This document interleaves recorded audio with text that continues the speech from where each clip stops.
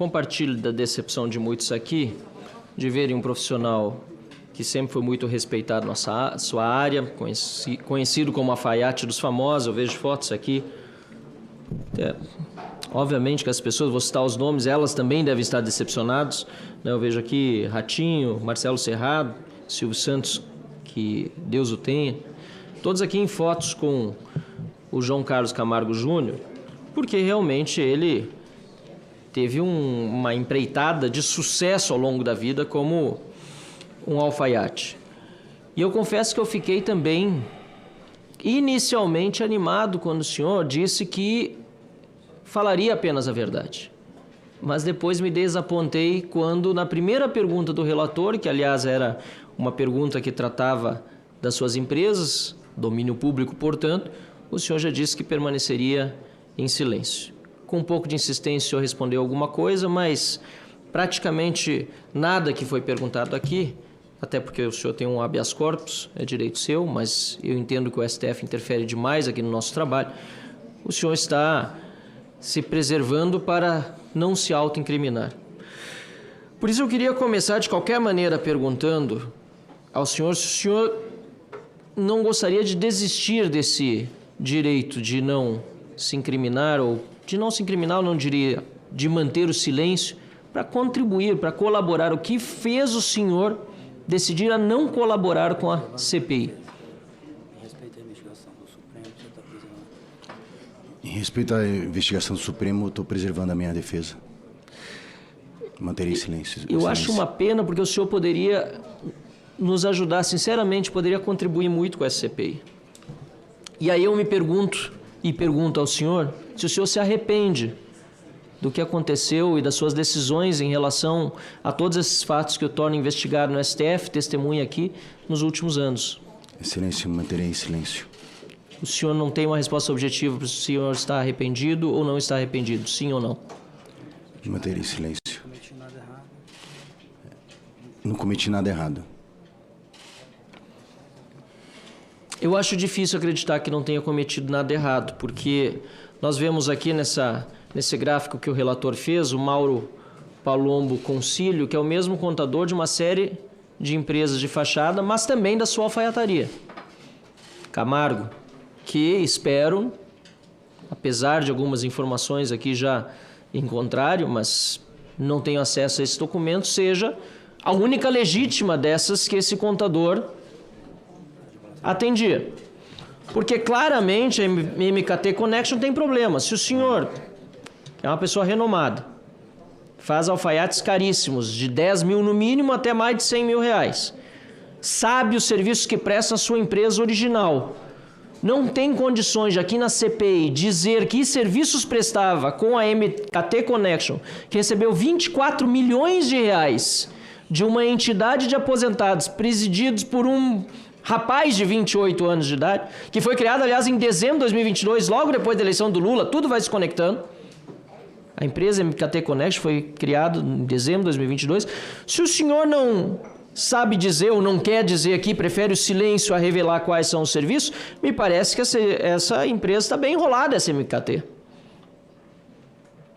E por isso eu fico insistindo, e aqui nós vemos talvez Dr. Jekyll e Mr. Hyde, né?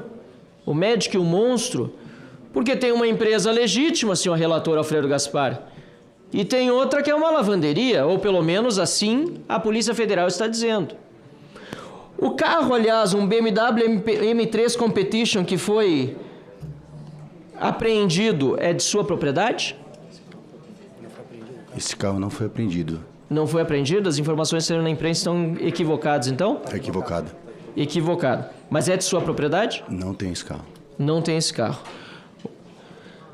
Importante, senhor presidente, aqui, nós observarmos essa diferença entre as atividades lícitas e as atividades ilícitas feitas pelas empresas ou por uma empresa e uma lavanderia do senhor João Carlos Camargo Júnior, porque ela me faz lembrar também de outro autor, que é o Hans Christian Andersen.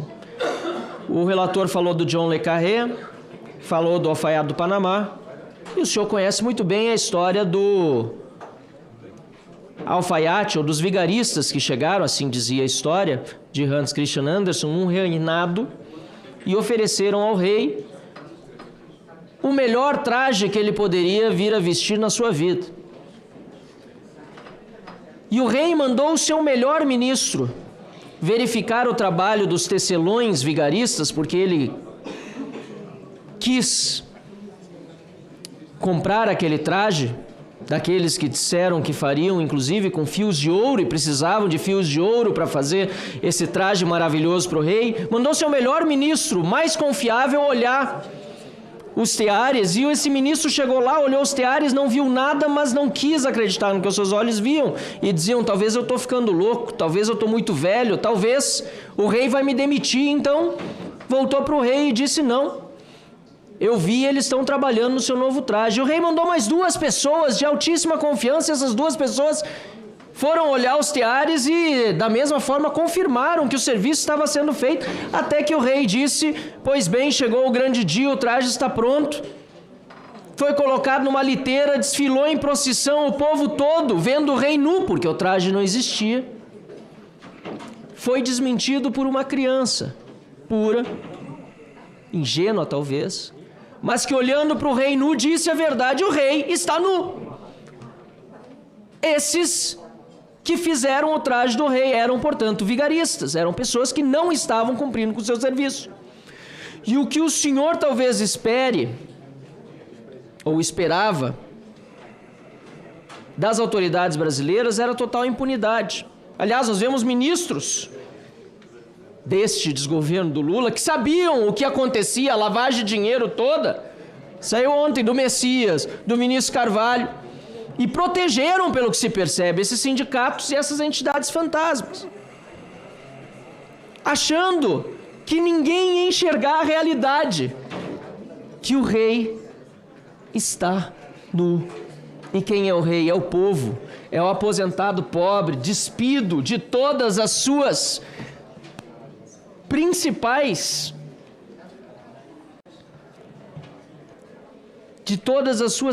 necessidades, porque ele não consegue mais nem ver atendido aquilo que é mais básico, porque, por exemplo, para sua empresa, uma lavanderia de dinheiro, diz a Polícia Federal, foram 24 mil reais essa empresa do monstro.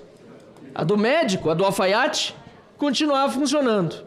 Mas a partir de dezembro de 2022, eu queria entender isso também, o senhor entrou, talvez antes, mas o que nós temos aqui, nesse esquema criminoso. E aí eu lhe pergunto, como o senhor conheceu esse Mauro Palombo Concílio?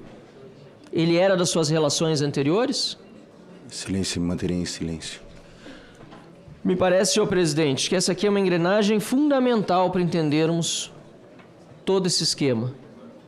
Porque ele fez envolver muita gente, inclusive o senhor João Carlos Camargo Júnior. E eu lamento pelo seu histórico, mas tendo cometido crimes, terá de pagar por eles. Lamento por todos aqueles que utilizaram dos seus serviços com muito orgulho, porque bem feito, e que agora vem sentada aqui na CPMI uma pessoa que é testemunha aqui investigada pela Polícia Federal. Eu espero que o senhor contribua com as investigações, porque me parece que o senhor poderia realmente fazer um bem para a nação, um bem para os aposentados, para aqueles que foram roubados. O senhor tem condições. O senhor tem condições de sentar aqui, de pagar bons advogados, de ter uma vida boa. Talvez não tanto no momento que vier a ser preso, mas talvez o senhor possa evitar isso. Talvez o senhor possa colaborar, talvez o senhor possa dizer para o Brasil o que está acontecendo, principalmente contra aqueles que não têm esse mesmo conforto que o senhor tem. Os aposentados que foram roubados. E aí, eu queria lhe perguntar também o quanto o senhor tem conhecimento dessa roubalheira que aconteceu no INSS e o que o senhor sente por esses aposentados que foram lesados. Manterei em silêncio, Vossa Excelência. É uma pena, porque o senhor teve uma oportunidade agora de pelo menos demonstrar empatia por quem foi roubado. A única coisa que o senhor permite? Por gentileza, claro que eu permito. Eu estou lhe perguntando, fique à vontade. A única coisa que eu te asseguro é que eu nunca montaria nenhuma empresa para roubar ninguém, muito menos velhinhos. O senhor talvez não sabia de onde estava vindo o dinheiro. mas esse dinheiro claramente veio e está comprovado da AMAR de pessoas que tiveram descontos nos seus contra-cheques sem autorização, portanto, ter dinheiro roubado. E aí eu repito a pergunta, dando nova oportunidade para o senhor. Qual é o sentimento que o senhor tem por esses aposentados que foram lesados no Brasil, roubados, independentemente de onde foi parar esse dinheiro? Lamento. Pode repetir o microfone, por favor? Lamento. Muito obrigado, senhor presidente. Agradeço ao deputado Marcel Van Hatten.